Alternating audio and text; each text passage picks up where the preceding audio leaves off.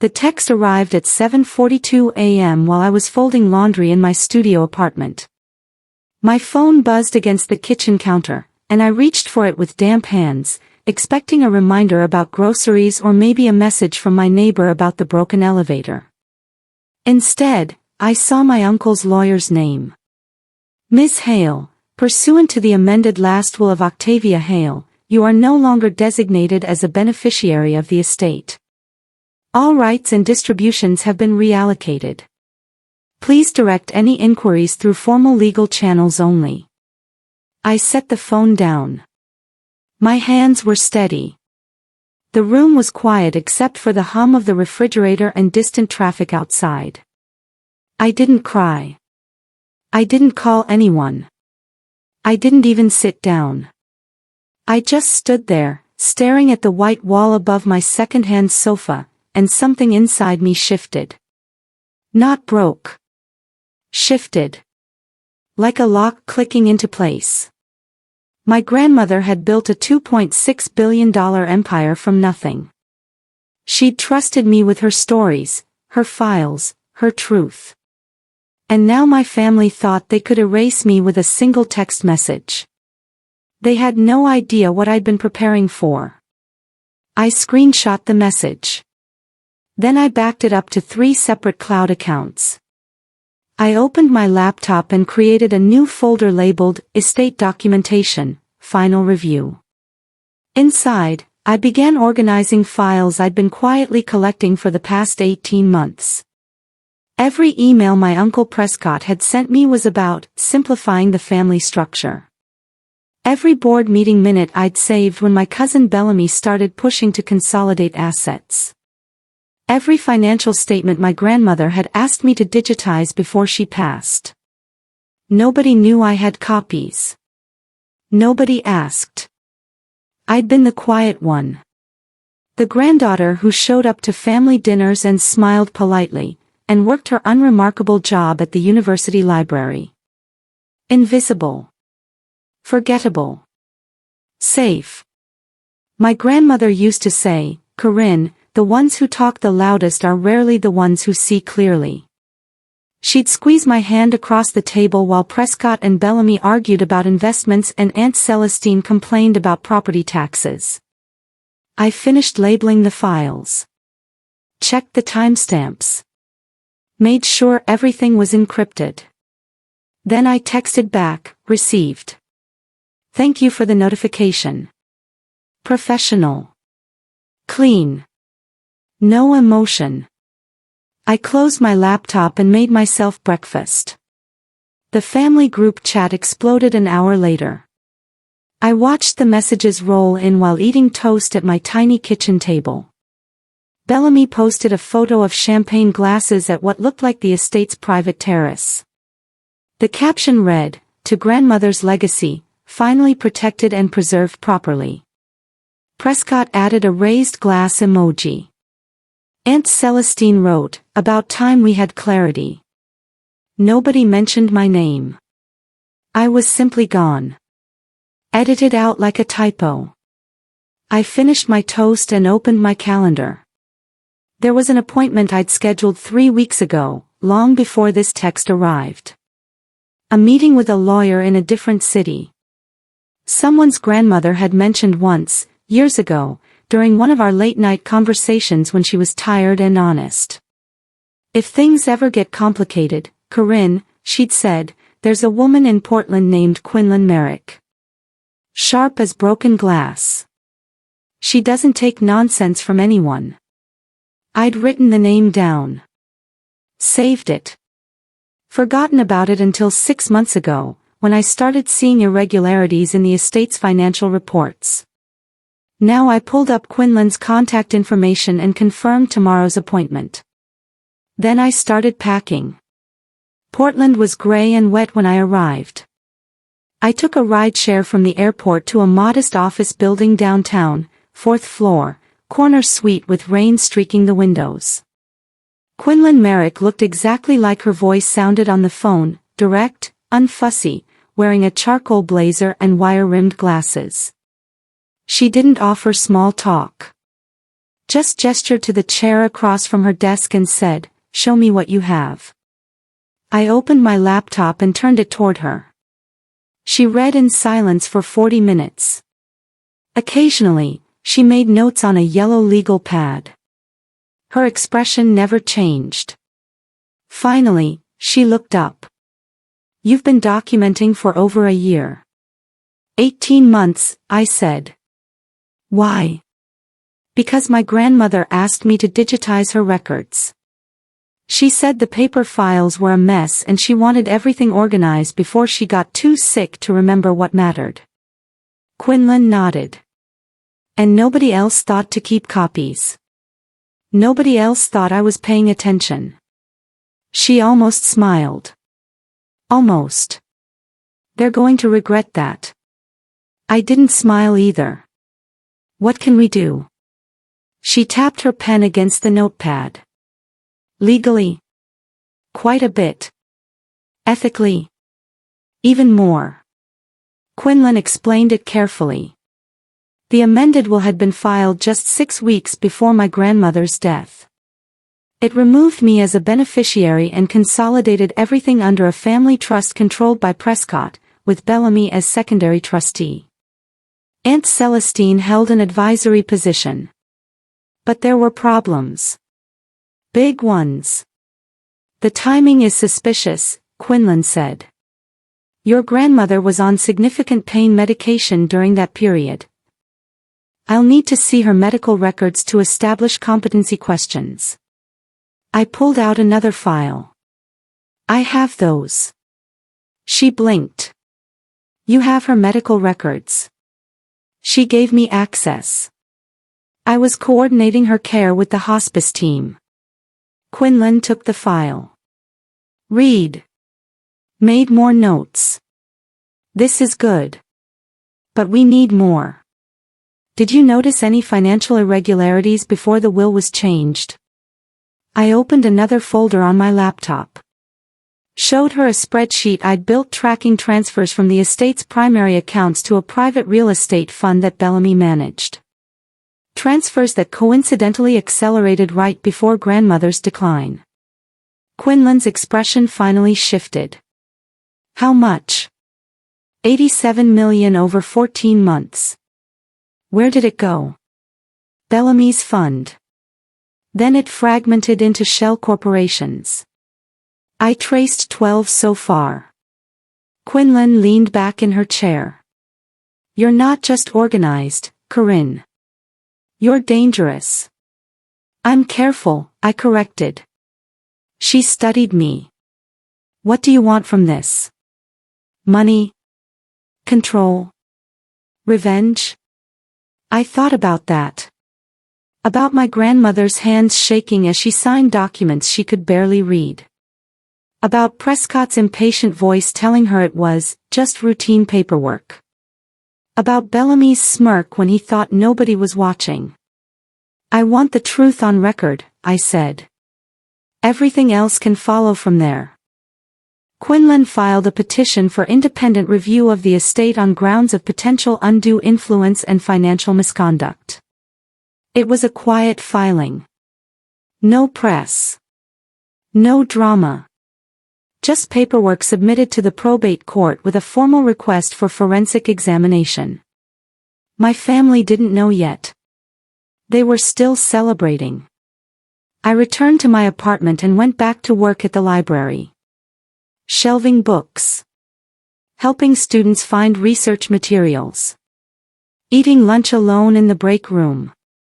Nobody at work knew anything about my family, the money, or what was happening in that Portland courtroom. I liked it that way. But I started preparing. I moved my personal savings into a completely separate account at a different bank. I updated my will, simple as it was. I made copies of every key document and stored them in 3 physical locations plus multiple encrypted cloud backups. My grandmother used to tell me, plans fail when you assume goodwill. She'd learned that building her pharmaceutical company from a single patent into a global empire. Trust was expensive. Documentation was free. I trusted the documentation. 1 week after Quinlan's filing, the court assigned a neutral forensic accountant to review the estate's finances. Prescott's lawyer tried to block it. Failed. The investigation was officially underway. The first crack appeared on a Wednesday. Bellamy called me. I almost didn't answer, but curiosity won. Corinne. His voice was tight. We need to talk about this audit situation. What audit? I kept my tone genuinely confused. Don't play stupid. Someone filed a petition claiming there were irregularities in grandmother's will. The court appointed some accountant to dig through everything. This is insulting to her memory. I was folding laundry again. I tucked the phone between my shoulder and ear and smoothed the pillowcase flat. I'm sure if everything was handled properly, an audit won't find any problems. Silence. Then, did you file this petition? Why would I do that? Because you're upset about being removed from the will. I folded another pillowcase. I received the notification. I accepted it. I haven't contacted anyone about the estate. Technically true. I hadn't contacted anyone about the estate. Quinlan had done all the filing. Bellamy exhaled. Look, this audit is going to waste money and time. If you have questions, we can talk. Family should handle these things privately. I don't have any questions, I said. But if the court thinks an audit is necessary, they probably have good reasons. Corinne. I need to go, Bellamy. I'm doing laundry. I hung up. The pillowcase was perfectly folded. Corners aligned. Smooth. I smiled. The forensic accountant's name was Tybalt Cross. He was methodical and humorless and completely unimpressed by my family's reputation. When Prescott tried to schedule the review around his golf tournament, Tybalt simply moved the deadline earlier. Quinlan kept me updated through encrypted emails. The investigation was expanding. Tybalt had flagged multiple transfers that lacked proper documentation. He'd requested Bellamy's fund records. He'd noticed that the amended will had been drafted by a lawyer my grandmother had never used before, someone Prescott had recommended. They're getting nervous, Quinlan wrote. Expect contact. She was right. Aunt Celestine showed up at my apartment on a Saturday morning, holding a bakery box and wearing her sympathetic face. I let her in because refusing would have been suspicious. Corinne, sweetheart. She set the box on my counter and pulled me into a hug that smelled like expensive perfume. I've been so worried about you. This whole situation must be devastating. I stepped back politely. I'm fine, actually. Would you like coffee? She looked around my small space with barely concealed pity. This is where you're living. It's convenient to campus. She touched my arm. Sweetheart, about the will. I know you must feel hurt, but grandmother made her choices for good reasons. She wanted to make sure the estate was managed by people with business experience. I poured coffee. That makes sense. Celestine blinked. You're not upset. Why would I be?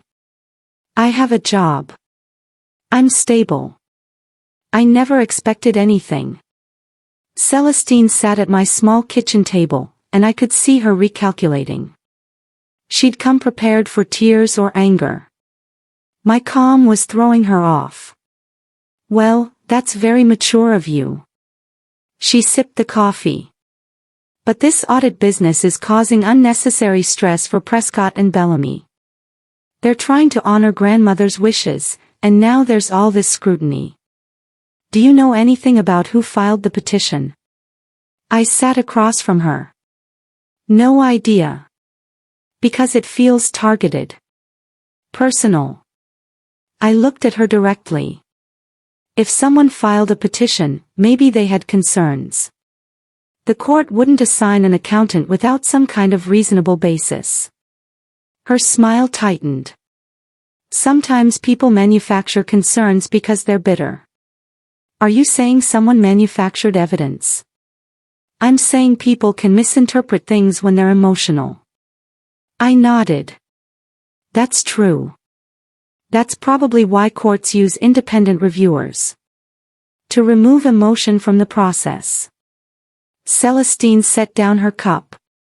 Corinne, if there's something you want to tell us, something about the estate or grandmother's last wishes, we're family. We can talk openly. I don't have anything to tell you, I said honestly. I'm just going to work every day and living my life. Whatever happens with the estate is between the court and the trustees. She studied me for a long moment, trying to find the lie. But there wasn't one to find. I genuinely wasn't doing anything right now except existing. Quinlan was doing everything else. Celestine left 20 minutes later, taking her bakery box with her. I watched from my window as she got into her expensive car and pulled out her phone before even starting the engine. Reporting back, I assumed. 2 weeks later, Tybalt Cross submitted his preliminary findings to the court. Quinlan received a copy and forwarded it to me. I read it twice, slowly, sitting at my desk in the library during my lunch break. The report was devastating in its professional neutrality. It outlined 87 million in questionable transfers to Bellamy's fund, lack of proper board approval for major transactions. The amended will was drafted during a period of documented medical incapacity. 3 separate instances where Prescott had signed documents, on behalf of my grandmother without clear legal authority. A pattern of financial decisions that benefited family members directly while depleting the estate's liquid assets. Tybalt's conclusion was careful but clear. Significant irregularities warrant further investigation and potential remedial action. The court scheduled a hearing for 6 weeks out. I closed the document and ate my sandwich. Turkey and Swiss on wheat. An apple. Water. Around me, students studied for exams. Someone laughed at a table near the windows. The afternoon light was soft and ordinary. I felt nothing and everything at once. My family tried one more time to make it go away. Prescott's lawyer sent Quinlan a settlement offer. They would reinstate me in the will with a lump sum payment of $5 million, plus a trust fund generating $200,000 annually. In exchange, I would sign away all rights to challenge the estate's administration. It's a lot of money, Quinlan said when we met to discuss it. For most people, it would be life-changing. But it's approximately 0.2% of the estate's value. And it requires you to affirm that Prescott and Bellamy acted appropriately. You'd be signing a document saying there was no wrongdoing. I looked at the offer. $5 million. Enough to never work again. Enough to buy a house, travel, live comfortably forever. I thought about my grandmother teaching me to balance her checkbooks when I was 16. Math is power, Corinne, she'd said. Never sign something you haven't calculated. I pushed the paper back across Quinlan's desk. No. You're sure? They're trying to buy my silence. That means they're scared. If they're scared, Tybalt found something worth being scared about. Quinlan nodded. What do you want to do? I want to let the investigation finish. Let the truth be the truth. She smiled, really smiled this time. I was hoping you'd say that. The hearing arrived on a cold morning in November. I wore a simple navy dress and walked into the courtroom alone. My family arrived with 3 lawyers, looking powerful and prepared. They saw me sitting quietly in the back row, and their confidence flickered. Prescott whispered something to his lead attorney. Bellamy's jaw tightened. Celestine pretended I wasn't there. The judge was a woman in her 60s named Hildegard Paxton. She had a reputation for cutting through nonsense. She reviewed Tybalt's report, then looked at Prescott's legal team. "I've read the preliminary findings," she said. "They raise serious questions about estate management and the circumstances surrounding the amended will. Before we proceed, I'd like to understand the timeline. When exactly did Mrs. Octavia Hale change her will?" Prescott's lawyer stood. "6 weeks before her passing, Your Honor. She wanted to ensure business continuity. And she was under medical care at that time?" "Yes, but she had lucid moments. The will was executed during one of those moments." Judge Paxton looked at the medical records Quinlan had submitted. According to these records, Mrs. Hale was on morphine and experiencing documented confusion. Nursing notes indicate she didn't recognize family members on several occasions during that week. She had good days and bad days. Which day was this will signed? Silence. The judge waited. Prescott's lawyer shuffled papers. "I would need to verify the exact date against her medical timeline." "Please do that," Judge Paxton said. "Because if this document was executed during a period of incapacity, it's invalid regardless of business continuity concerns." The hearing lasted 4 hours. Tybalt Cross testified about the financial transfers. Quinlan presented the medical records alongside the will's execution date. My grandmother's primary care physician gave a deposition stating she would have advised against any major legal decisions during that final month. Prescott tried to argue that the transfers to Bellamy's fund were legitimate investments. But he couldn't produce board meeting minutes approving them. He couldn't explain why the fund's corporate structure had changed immediately after my grandmother's death, or why Bellamy had registered 3 new shell companies in the Cayman Islands. Judge Paxton asked directly, "Mr. Hale, did you have legal authority to sign financial documents on your mother's behalf?" "I had power of attorney." "Medical power of attorney or financial?" Pause. "Medical." "So, you did not have authority for financial transactions?" "It was an emergency. The business required decisions." "What emergency?" Prescott's lawyer interjected, but the damage was done. Judge Paxton had seen the hole in their story. By the end of the hearing, she'd ordered a full forensic audit of the entire estate, frozen all major distributions pending review, and appointed an independent executor to oversee operations. The independent executor was a retired federal judge named Lysander Morn. He had no connection to our family and a reputation for being absolutely incorruptible. We filed out of the courtroom in silence. My family didn't look at me. I didn't look at them. Outside, Quinlan squeezed my shoulder. "That went well. What happens now?" "Now? Lysander does his job. And we wait." Waiting was harder than preparing. I went back to my ordinary life, but now my family knew I was involved. Bellamy sent angry texts I didn't answer. Celestine left voicemails about tearing the family apart. Prescott's lawyer sent formal letters demanding I cease interference in estate matters. Quinlan responded to every letter with polite, legally airtight replies that basically said, "We're not interfering. We're cooperating with a court-ordered investigation." Meanwhile, Lysander Morn was working. I never met him, but Quinlan kept me updated. He'd brought in additional forensic specialists. He'd subpoenaed bank records from multiple countries. He'd interviewed everyone who'd had financial dealings with the estate in the past 3 years. He found things. More things than even I had documented. Prescott had been using estate funds to cover personal expenses. Bellamy's shell companies had purchased real estate that was then leased back to the estate at inflated rates. Celestine had received consulting fees for work she'd never actually performed. The theft was systematic, sophisticated, and it had been going on since my grandmother's health started declining 2 years ago. I was shelving books when Quinlan called with the final numbers. They took $423 million. I sat down on the library floor between the stacks. Say that again.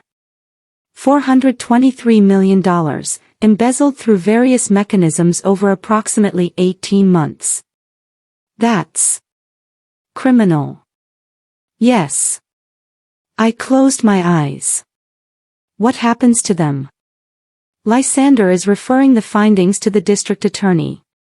They'll face charges. The news broke on a Tuesday morning. I woke up to headlines on my phone: Pharmaceutical Heiress's estate embroiled in embezzlement scandal. By noon, it was national news. By evening, Prescott and Bellamy had been arrested. Celestine was named as a co-conspirator but negotiated a plea deal in exchange for testimony. I watched it unfold from my apartment. Didn't give interviews. Didn't post on social media. Didn't respond to the reporters who found my address and knocked on my door. I just went to work. Shelved books.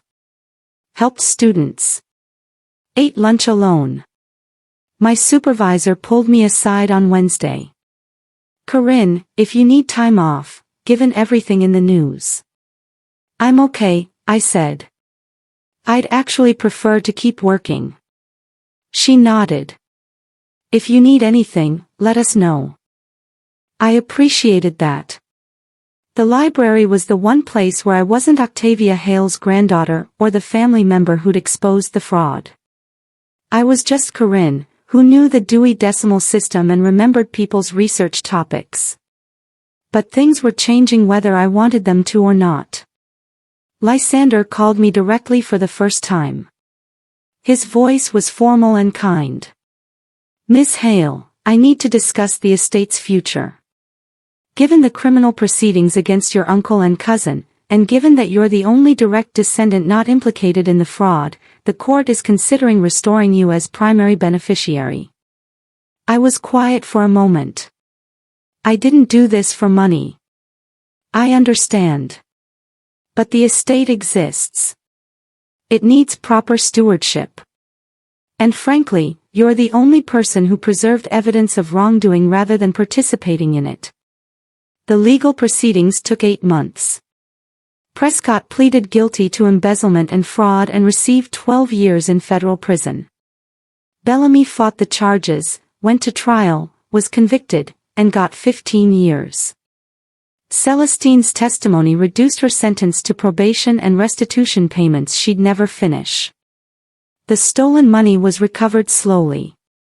Some assets had to be sold. Some accounts were frozen internationally. But Lysander was patient and thorough. During those 8 months, I worked with him to restructure the estate. We created transparent accounting systems. Hired an independent board with no family connections. Established an ethics committee.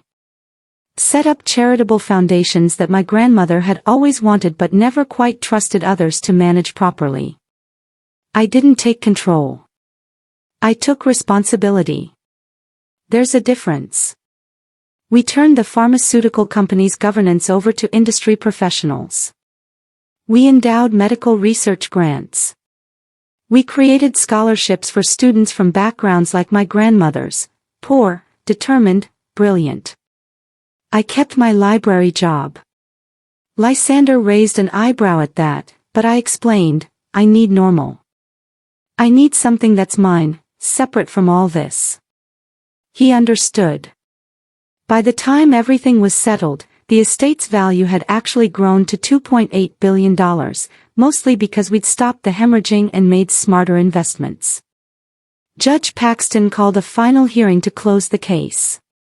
The courtroom was nearly empty this time. No family. No reporters. Just me, Quinlan, Lysander, and the judge. Judge Paxton reviewed the final accounting, the criminal convictions, and the restitution orders. She looked at me directly. Miss Hale, you've been remarkably restrained throughout this process. Many people in your position would have sought vengeance or publicity. You've done neither. I just wanted the truth documented, Your Honor. She nodded. The court is satisfied that the estate has been properly restored and reformed. You are confirmed as primary beneficiary with full discretion over distributions and governance, subject to the oversight structures you've voluntarily implemented. She signed the final order. It was done. Outside, Quinlan hugged me. Actually, hugged me, which was wildly out of character. You did it. We did it, I corrected. What now? I thought about that. About my grandmother's voice saying trust was expensive and documentation was free. About Prescott's face when the judge had asked him about authority. About Bellamy's shell companies crumbling under scrutiny. Now I go back to work, I said. And I make sure this actually helps people. Quinlan smiled. Need a lawyer on retainer? Absolutely. Life settled into a new rhythm. I still lived in my small apartment, though I could afford anything. I still worked at the library 3 days a week, though I didn't need the money. I still made my own coffee, folded my own laundry and walked instead of taking cars. But I also sat on boards now. I reviewed grant applications. I met with researchers who needed funding and students who needed scholarships. I read my grandmother's old journals and tried to understand what she'd wanted this money to become. She'd written once, near the end, wealth is only worth what it builds. I was building medical research centers, libraries in underserved communities, scholarships for first-generation college students, a rehabilitation program for people recovering from opioid addiction. Ironic, maybe, given that my grandmother's fortune came from pharmaceuticals, but she would have appreciated the symmetry. I never gave interviews about the scandal. Never wrote a memoir. Never sought recognition. But sometimes, late at night, I'd get emails from students whose scholarships had changed their lives. From researchers whose grants had led to breakthroughs. From people who'd been helped by programs I'd quietly funded. Those emails mattered more than headlines ever could. 2 years after the trial, I was shelving books in the library's medical section when someone cleared their throat behind me.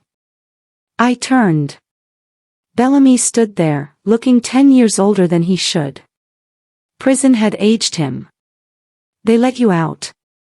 I kept my voice neutral. Good behavior. Served 30 months. He looked at the books in my cart. You still work here? Yes. With billions of dollars, you're shelving books. I like shelving books. He laughed, but it was hollow. I always underestimated you, Corinne. We all did. I know. He shifted his weight. I came to say I'm sorry. For everything. For stealing from grandmother. For cutting you out. For treating you like you were stupid. I studied him.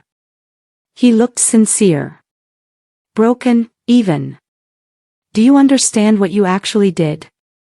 I asked quietly. It wasn't just about money.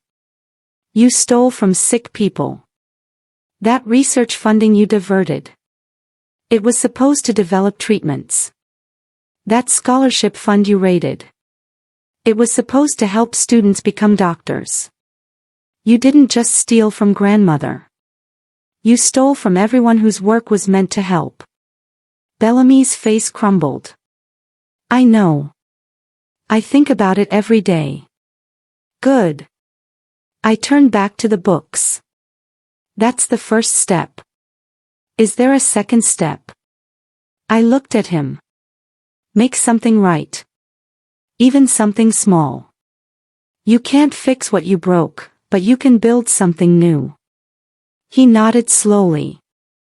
Are you going to help me? No. You have to do this one yourself. Bellamy left. I never saw him again, but I heard later that he'd started working with a non-profit that helped ex-convicts find employment. Small work. Humble work.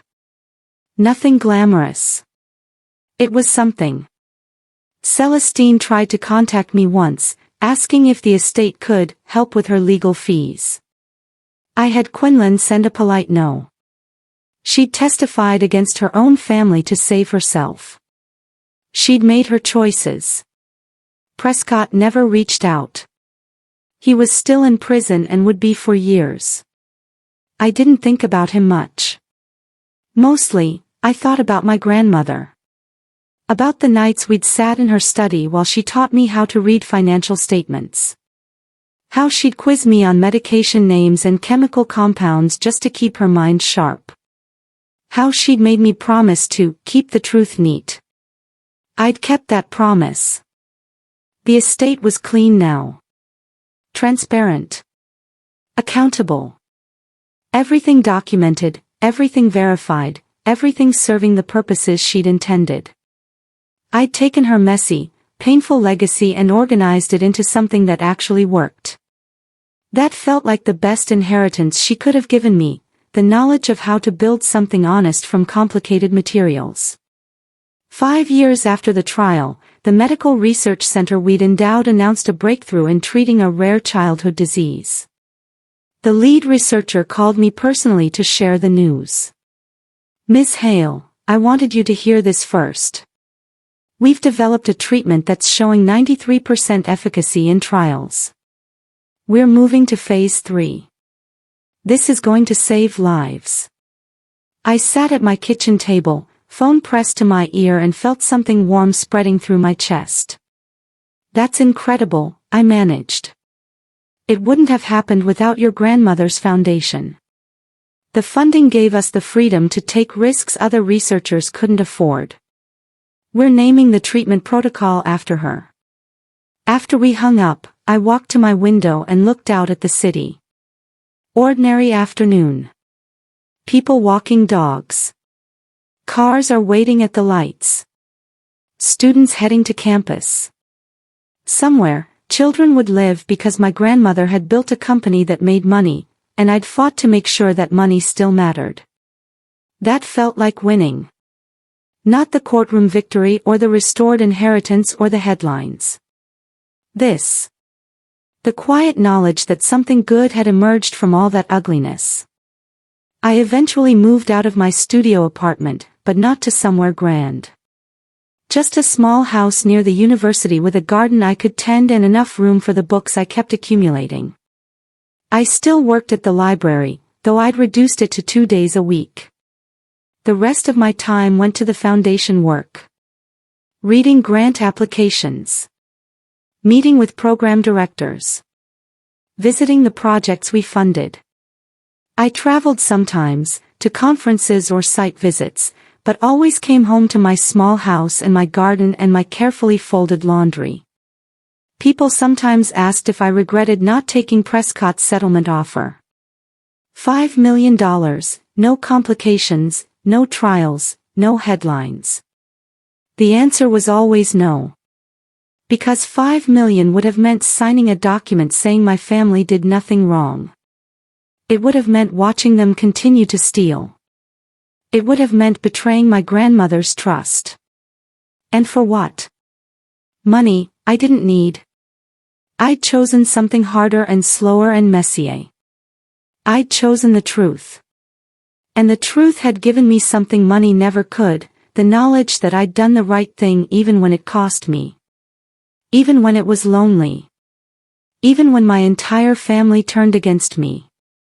That was worth more than any inheritance. On what would have been my grandmother's 95th birthday, I visited her grave. Simple headstone, her name and dates, nothing ostentatious. She would have hated anything flashy. I brought flowers. Told her about the research center's breakthrough. About the scholarship students who'd graduated. About the addiction treatment center that had just opened its third location. You built something that lasted, I said quietly.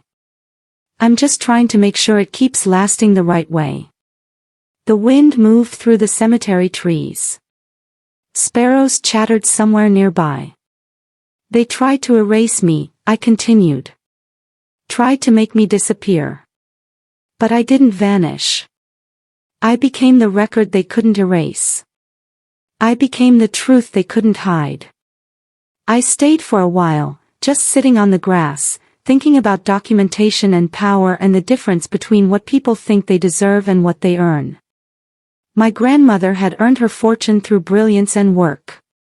My family had tried to steal it through manipulation and greed. I'd reclaimed it through patience and precision and refusing to disappear. Different paths. Different outcomes.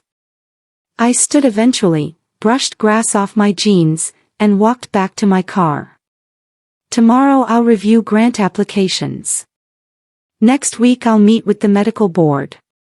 Next month I'd visit the new library we're building. But today I'd go home and make dinner and fold laundry and live my small, ordinary, honest life. The life my family had tried to buy away from me. The life I'd fought to keep by refusing to compromise on the truth. 10 years after the text message that changed everything, I gave a rare interview. Not about the scandal, but about the foundation's work. The reporter was young and earnest and asked good questions about medical research funding. Near the end, she said, "Your family tried to cut you out of everything. Do you ever think about what would have happened if you just accepted that?" I considered the question carefully. I think about it sometimes. That version of my life would have been simpler. Quieter. Smaller. Do you wish you'd taken it? No. Because that simplicity would have required me to pretend wrongdoing didn't happen.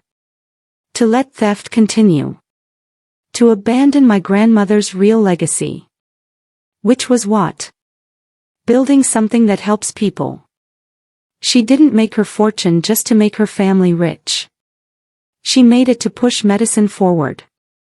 When my family tried to steal that, they weren't just stealing from me. They were stealing from everyone her work was meant to serve.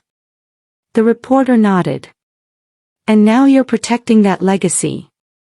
I'm trying to. Some days are better than others. Any advice for people facing similar situations? Family betrayal, financial manipulation. I thought about 18 months of quiet documentation.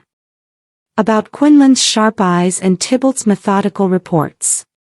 About Judge Paxton asking the questions that mattered. Document everything, I said.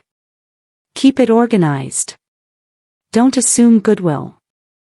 And when the truth matters more than comfort, choose truth. Even when it costs you. Did it cost you? Yes. But what I gained was worth more than what I lost. The interview ran on a Sunday. I didn't read it. Quinlan texted saying it was good, fair, accurate. That was enough.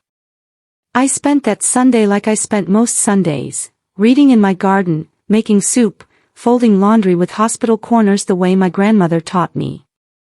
My phone stayed silent. No family reaching out. No reconciliation attempts. Prescott was still in prison. Bellamy had moved across the country. Celestine had remarried and changed her name. We were strangers now. Connected only by DNA and history and the legal documents that explained how everything had fractured. I didn't miss them. I missed my grandmother. Missed her sharp comments and her detailed questions and the way she'd look over her glasses when reviewing financial reports. But I had her voice in my head still. Her lessons. Her standards. Keep the truth neat, Corinne. I'd kept it neat. Organized it. Protected it. Used it to build something better than what my family had tried to destroy. That evening, As sunset turned my garden golden, I pulled out my grandmother's old note, the one she'd written years ago when she'd first asked me to help digitize her records. Corinne, it read. If anything happens to me, if anyone tries to rewrite history, remember, truth doesn't need embellishment. Just documentation. Keep everything organized. Keep everything accurate. Keep everything safe. I folded the note carefully and placed it in my file cabinet, in the folder labeled Estate Documentation, Final. The same folder I'd created the morning that the text message arrived. The folder had grown from 3 files to hundreds. The folder that had changed everything. I closed the drawer. Outside, the light was fading. I made tea. Settled into my reading chair. Opened a book.